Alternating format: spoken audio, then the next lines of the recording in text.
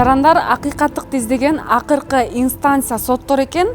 Биз бүгүн кесиптешим менен дал ушул Бишкек шаарынын 1-май райондук сотуна келдик.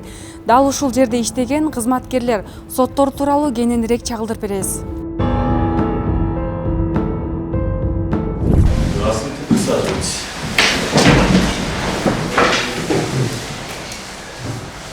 Судебное заседание объявляется открытым. 1-май райондук сотунда 30 судья бар. Кылмыш иштерин негизинен караган судьялар, же болбосо судья криминалист деп айтылат. Андан соң жарандык иштерди караган судьялар болуп бөлүнөт. Андан соң тергөө судьялары болуп бөлүнөт. Мен ошол кылмыш иштерди негизинен караган судьялар катарына кирем, судья криминалист болуп. Кылмыш иштери тергөөдө каралып, анан алар сотко өткөргөндө сотто биз карап, кылмыш ишин карап, анан өзүбүздүн чечимибизди чыгарабыз.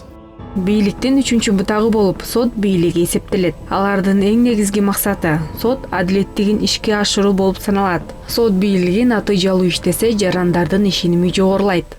Элдин бийликке болгон ишеними бул соттордун чыгарган чечимине жараша болот деп айта алат элем да. Себеп дегенде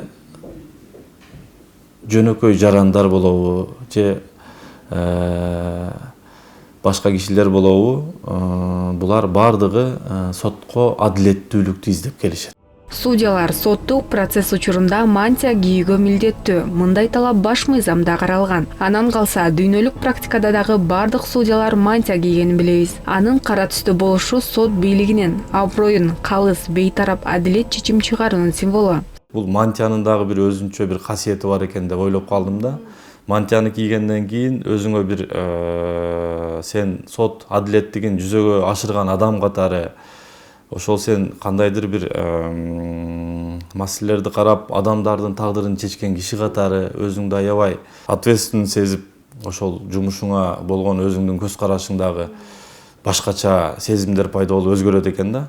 Алдымда турган балка боюнча айта кетсем, сотторго тиешелүү мыйзамдарда көрсөтүлгөн эмес, бирок күнүмдүк турмушта соттук адилеттүүлүктү жүзөгө ашырууда биз сот залындарда, соттук териштирүү болуп жаткан учурда кандайдыр бир тараптар сотко сыйлообоо көрсөткөндө же болбосо кандайдыр бир тартипти бузганда ошол могу стендти уруп тынчтандырабыз, ошол үчүн колдонобуз. Судьялар соттук териштирүүлөр учурунда анын катышуучуларына болгон симпатиясын көрсөтпөй, бейтараптуулукту сакташы керек. Мындай жагдай алардын калыс болушуна таасир этет.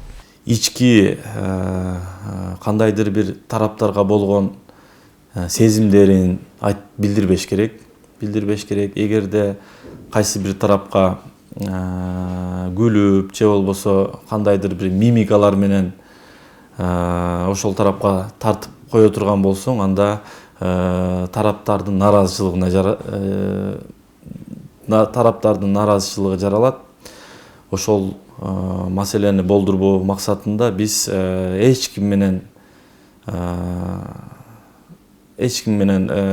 эмоциябызды билдирбей, калыс, ар тараптуу, баарына бирдей мамиле жасап, сот отурумуна киргенде биз өзүбүздү билдиришибиз керек да. Биз акыйкат, ар тараптуу, толук, объективдүү ишти карайбыз деген эмени билдиришибиз керек.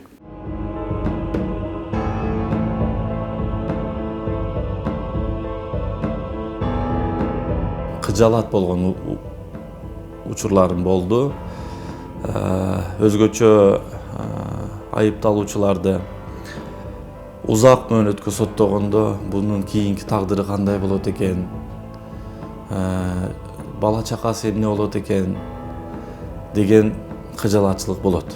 Сөзсүз болот, болбой койбойт. Туура эмес соттоп алдым деген өкүнгөн күндөр болгон жок.